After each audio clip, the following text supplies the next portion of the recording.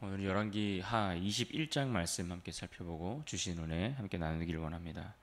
우리가 열왕기하 20장까지 내용을 살펴보았는데 그 내용 가운데 우리 20장에서 히스기야의 이야기를 계속해서 살펴보았습니다. 죽을 병에 걸렸던 히스기야가 하나님 앞에 엎드려 자신의 연약함과 자신의 부족함들을 또 하나님께 은혜를 자비를 구함으로써 하나님은 그의 기도에 응답하셨고 그 결과 그에게 15년이라는 귀한 생명을 연장시켜 주셨습니다. 그렇게 그는 하나님의 은혜를 경험하였고 그러한 이야기들을 우리가 살펴볼 수 있었습니다.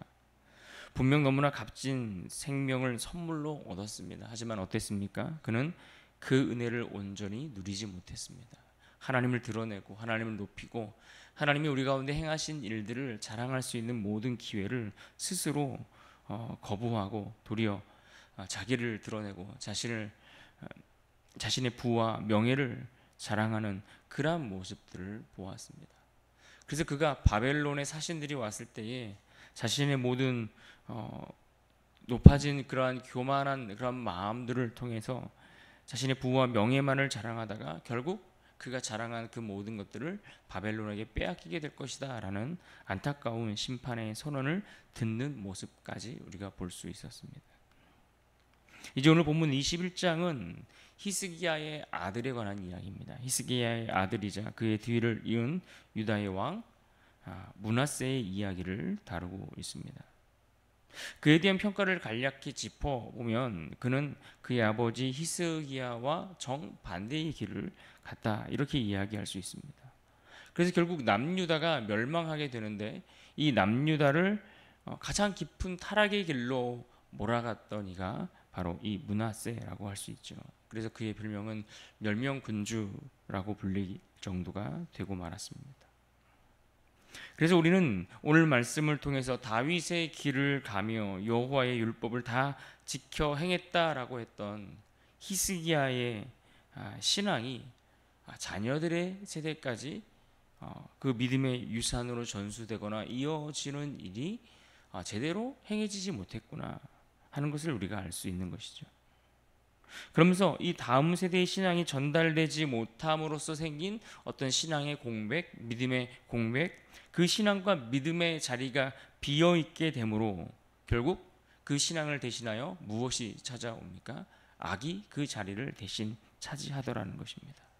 악한 모습들이, 악한 일들이, 그 거짓과 진리와 상관없는 것들이 신앙과 믿음의 자리를 대신 차지하게 되더라는 것을 오늘 말씀 속에서 확인해 볼 수가 있습니다.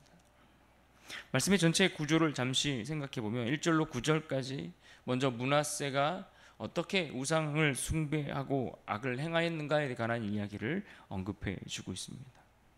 그러면서 10절로 15절까지의 내용은 선지자를 통해 하나님의 심판이 그에게 예고되는 말씀들을 볼 수 있습니다. 그러면서 16절로 18절까지는 그와 같은 일들을 행했던 므낫세에 대한 그의 악행에 대해서 성경이 총평을 내놓고 있으면서 그러면서 그의 죽음을 함께 다루고 있죠. 그러면서 그 이후에 이어지는 내용은 이 므낫세의 아들 아몬의 짧은 통치 기간에 대한 평가와 내용들을 함께 다루고 있습니다. 므낫세는 히스기야의 아들로 12세의 왕위에 올랐고 그는 무려 55년 동안 예루살렘에서 남유다를 통치했다라고 그렇게 말씀하고 있습니다. 그는 이처럼 남유다에서 가장 오랜 기간 동안 나라를 다스리고 통치하였던 그런 왕이었지만 안타까운 것은 그는 가장 악한 일들을 행했던 왕이었다라는 점을 우리는 주목해 봐야 할 부분입니다. 다윗 이후로 하나님 앞에 가장 훌륭한 왕이라고 평가받았던 히스기야 왕 밑에서 누가 태어난 겁니까? 가장 악한 왕이 태어났다는 겁니다. 이것이 참으로 우리에게 충격이 아닐 수 없습니다. 어떻게 히스기야 같은 인물 밑에서 므낫세와 같은 이가 태어날 수 있겠는가 하는 겁니다. 2절과 3절을 보십시오. 므낫세가 여호와 보시기에 악을 행하여 여호와께서 이스라엘 자손 앞에서 쫓아내신 이방 사람의 가증한 일을 따라서 그의 아버지 히스기야가 헐어버린 산당들을 다시 세우며 이스라엘 왕 아합의 행위를 따라 바알을 위하여 제단을 쌓으며 아세라 목상을 만들며 하늘의 1월 성신을 경배하여 섬기며. 계속되는 므낫세에 관한 그의 행위들에 대한 기록들을 보시면 구구절절 악을 행하고 심지어 선조들이 헐어버렸던, 믿음의 세대들이 헐어버렸던 그런 악한 일들을 다시 세우고 가져간 일들을 반복하고 그 악한 길을 따라가는 모습을 보여주고 있습니다. 구체적으로 보시면 그는 바알을 위한 제단을 쌓았고 아세라 목상을 만들었으며 하나님의 성전에 이방 신들을 들여왔고 자녀들을 불 가운데로 지나는 일들을 행하며 그렇게 인신 제사를 다시 행했습니다. 점을 치고 신접한 자를 불러들이고 예루살렘에 무제한 죄가 가득 흘러 넘치도록 그가 악을 행했다라고 기록해 주고 있죠. 이 산당이라는 단어 자체가 하나님을 섬기지 않는, 하나님 외에 다른 제사들을 위한, 우상을 위한 제단을 의미하듯 온통 나라의 구석구석을 하나님을 섬기는 제단으로 만든 것이 아니라 우상 숭배를 위한 중심지가 되도록 온통 나라를 다 망가뜨려 버렸던 것입니다.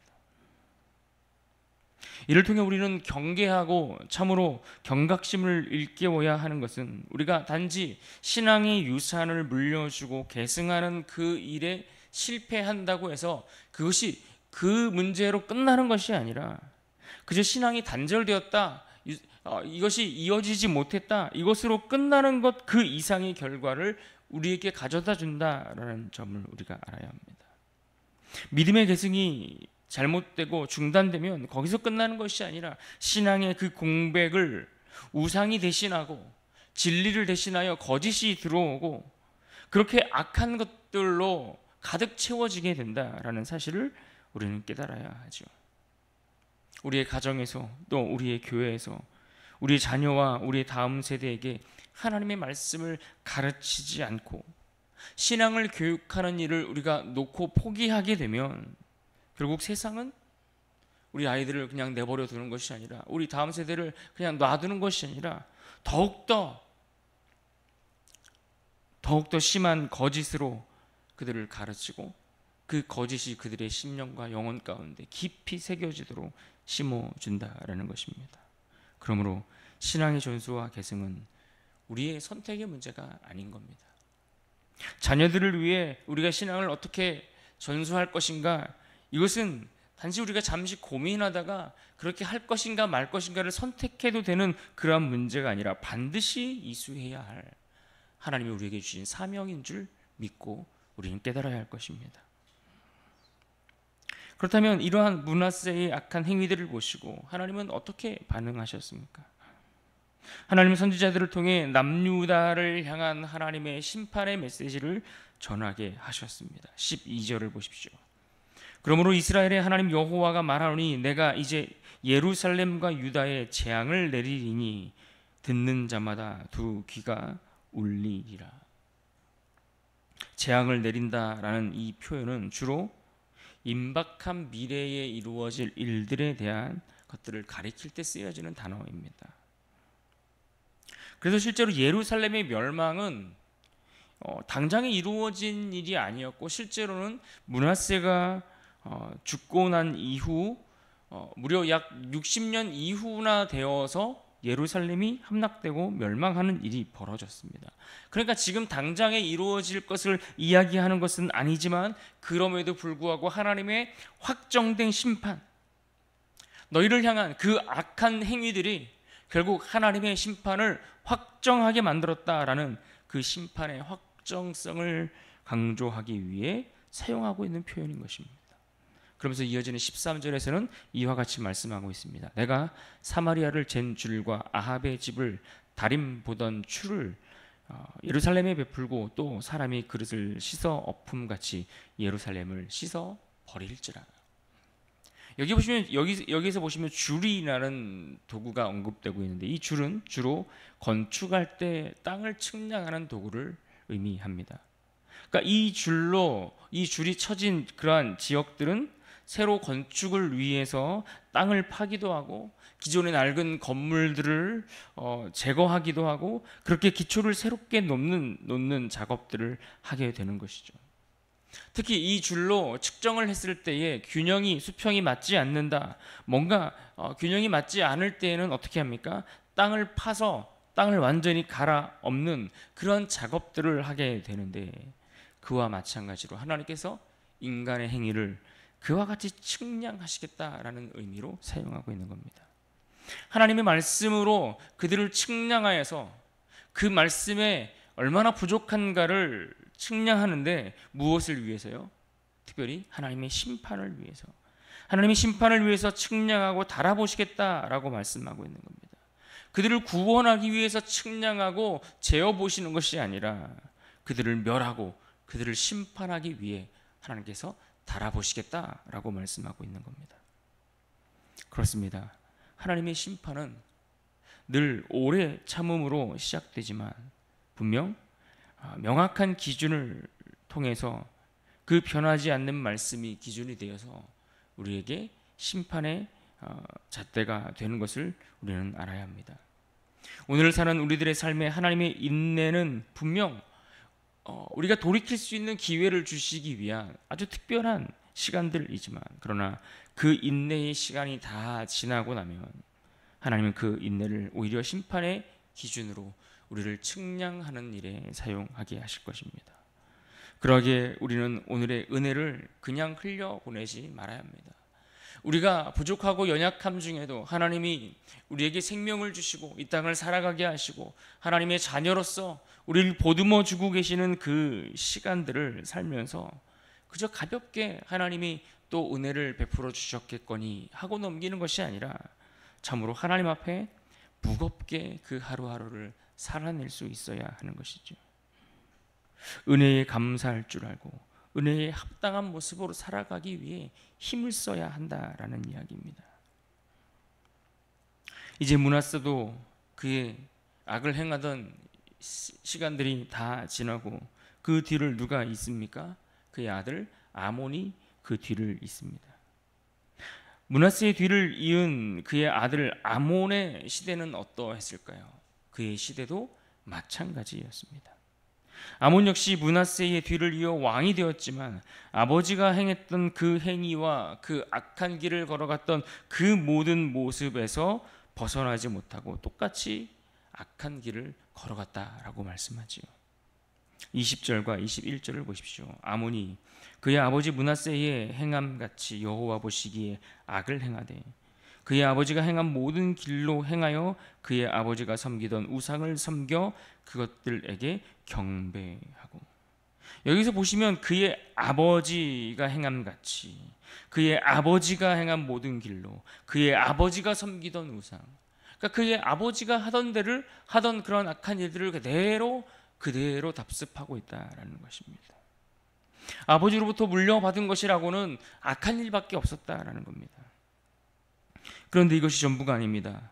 그는 2년밖에 되지 않는 짧은 기간을 통치하고 신하들에게 암살을 당했습니다. 23절입니다. 그의 신복들이 그에게 반역하여 왕을 궁중에서 죽이매. 우리가 이것을 통해 알 수 있는 것은 참으로 가장 전수하기 쉽고 뭔가를 물려주기 쉽고 이어지기 쉬운 일은 악이라는 것을 우리가 알 수 있습니다. 아이들이 처음 유치원을 다니고 학교를 다닐 때 나쁜 말들, 욕이나 뭐 잘못된 습관, 안 좋은 버릇들, 이런 것들은 누가 특별히 가르쳐 주지 않아도 배우는 것을 우리가 보면서 놀랄 때가 있지 않습니까? 그러니까 노력하지 않아도 악한 일들은 저절로 전수되더라는 것입니다.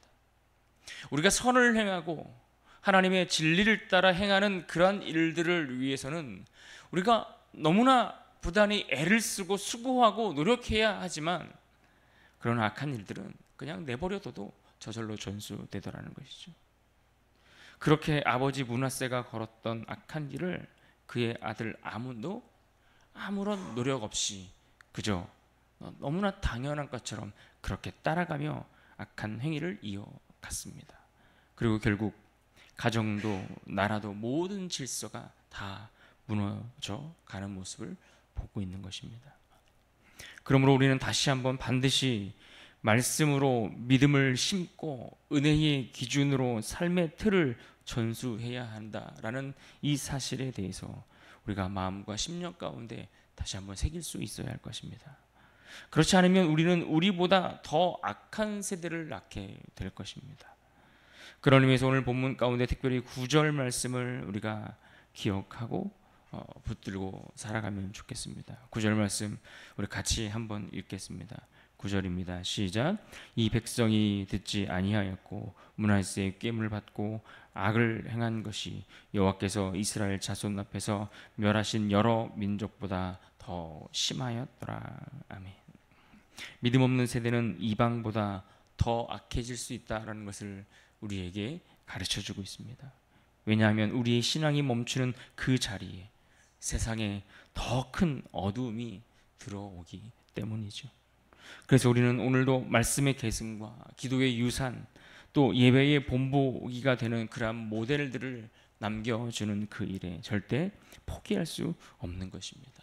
이 믿음과 이 고백을 가지고 우리의 믿음의 다음 세대를 세워가는 일에 온 힘을 기울이는 복된 하루, 그런 인생이 될 수 있기를 주님의 이름으로 축복합니다.